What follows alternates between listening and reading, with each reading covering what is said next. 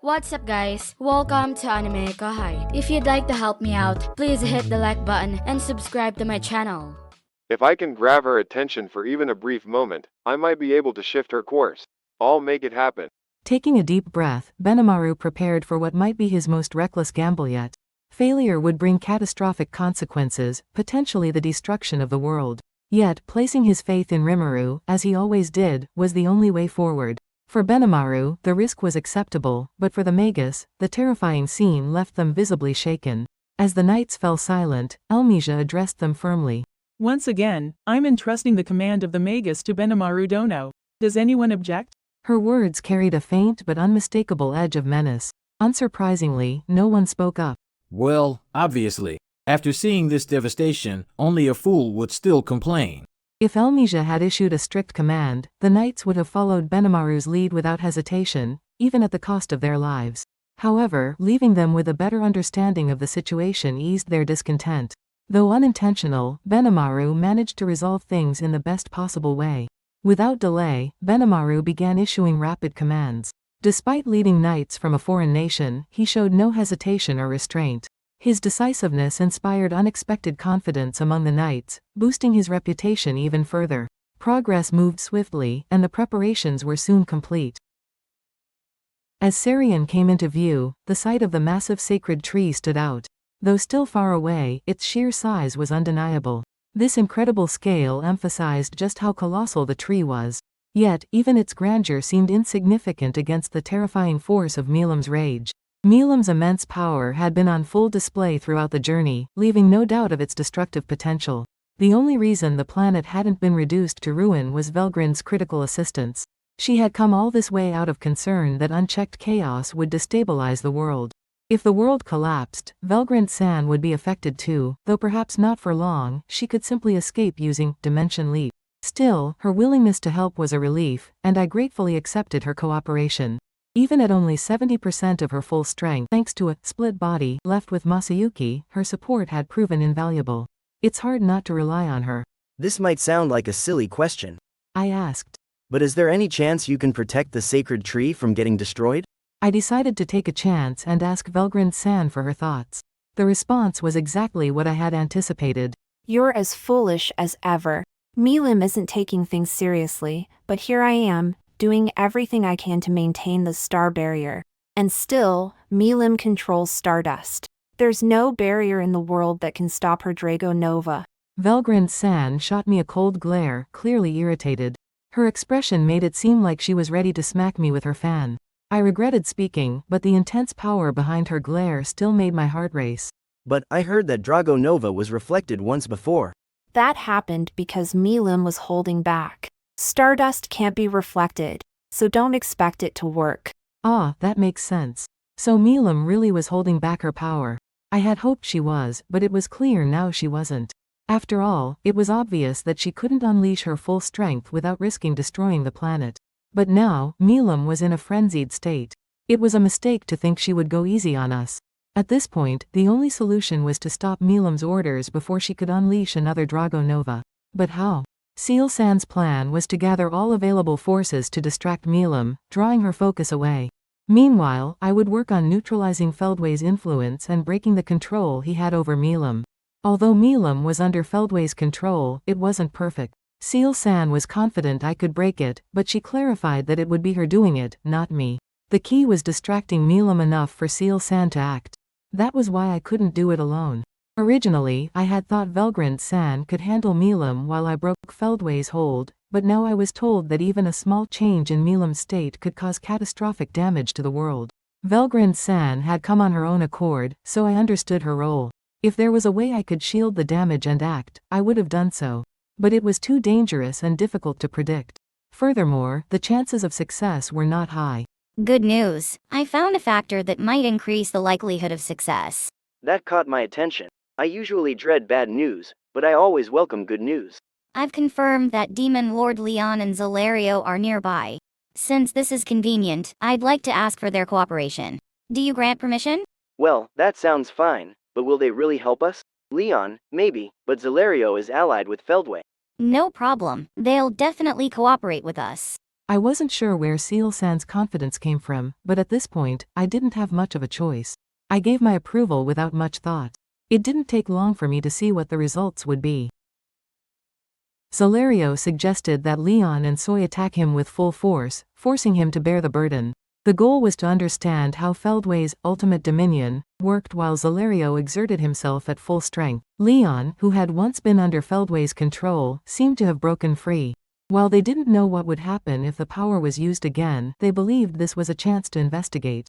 Leon agreed to the plan. In Leon's case, it seemed that Demon Lord Rimuru had sealed off the domination circuit tied to an angelic skill.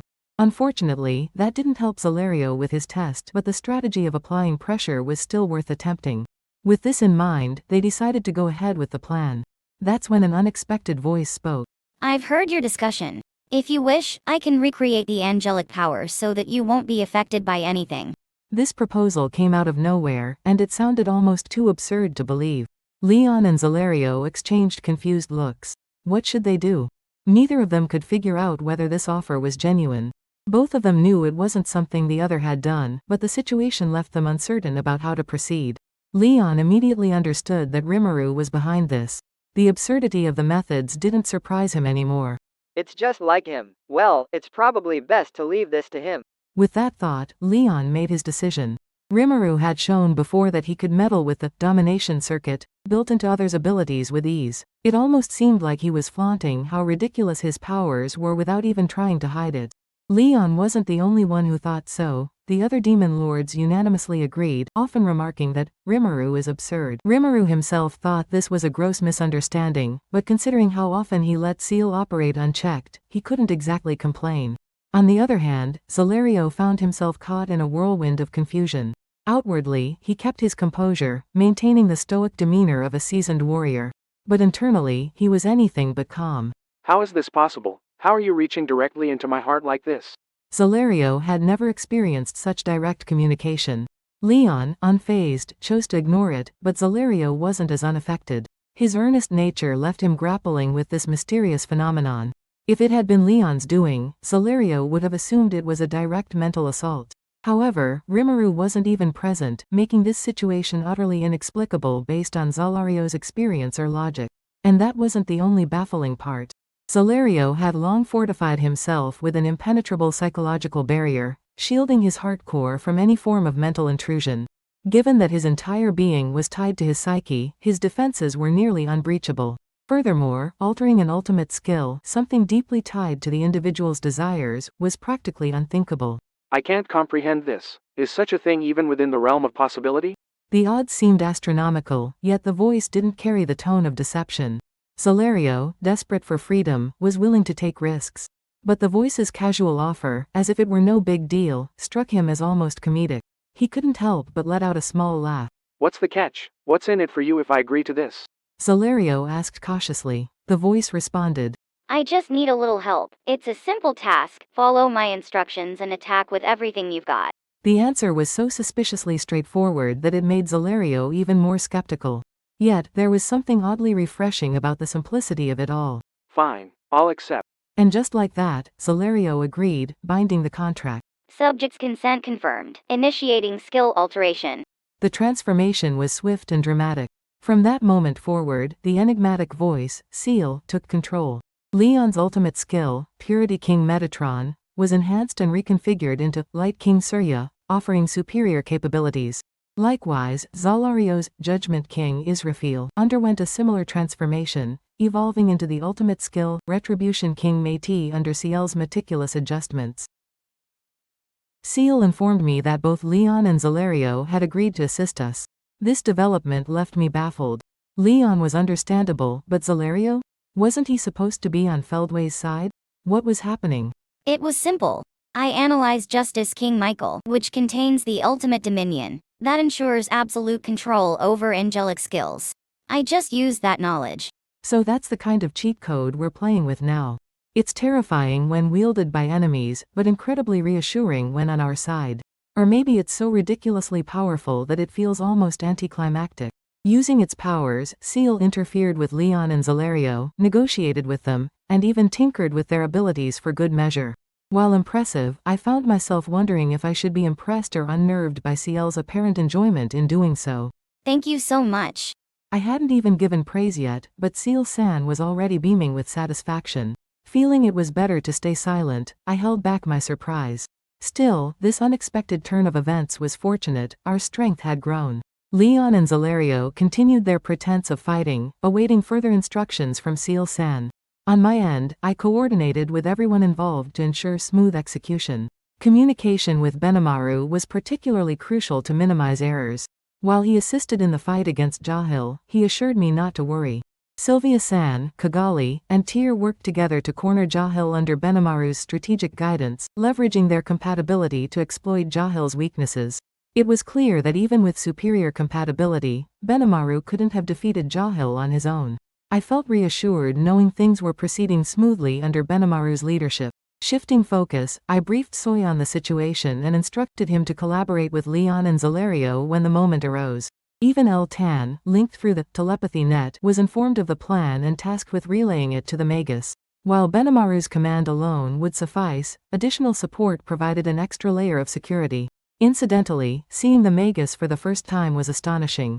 Their armored forms, resembling robots from cartoons, stood under 5 meters tall but projected a sense of unity in motion.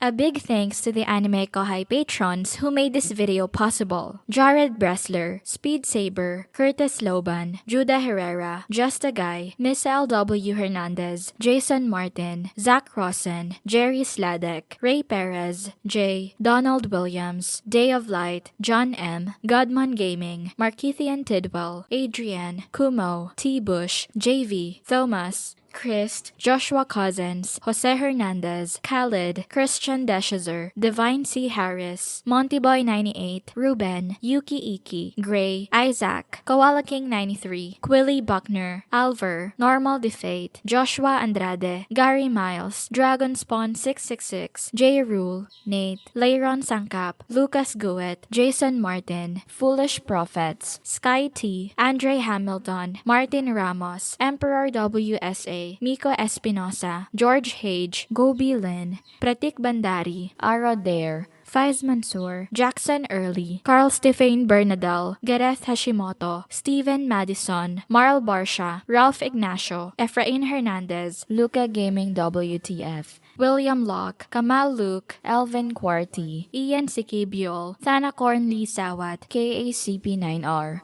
The Harv, Drayden Yamauchi, Karam Faraj, Joshua Wolf, Ace Ventura. Thank you so much for helping out. I'll see you guys in the next video.